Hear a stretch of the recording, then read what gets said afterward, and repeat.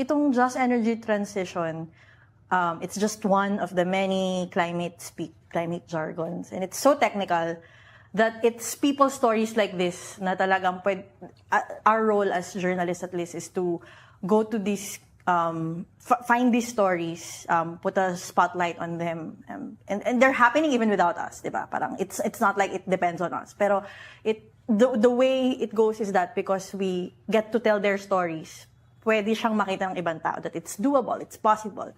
Parang, for you guys, bakit importante na ginagawa natin yung mga ganitong stories? Why, I mean, it's so technical. Kahit tayo, di ba, minsan hindi natin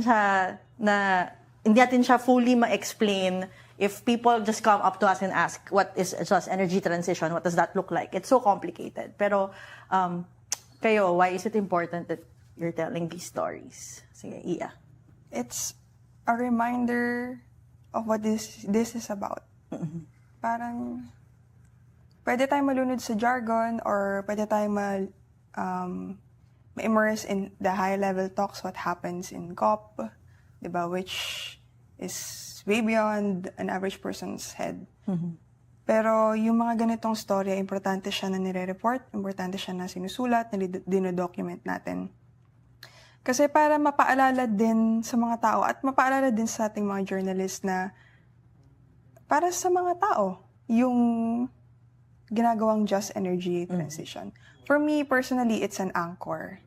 Kasi I do enjoy covering climate talks. Natutuwa ako kasi nakakiliti siya. Parang hindi ko po tinututukan ng kahit ano. Si Iya, ang sinasabi niyan. She kasi enjoys. nakakiliti siya. It's about policy. It's talks siya na mag-influence what the rest of the world will do. Diba? So exciting siya in that sense. Pero yung mga ganitong storya, for me, serve as an anchor. Parang, balik ka. Balik ka, para saan to? Para saan ba yung, ano ba ibig sabihin ng panawagan na climate justice? Ano yung mga communities na apektado? When you talk of this issue or that issue, sino ba yung apektado? Paano sila apektado? And then you go and talk with them. You talk to them, you eat with them, and then mas madali siyang magets kapag ka ganun.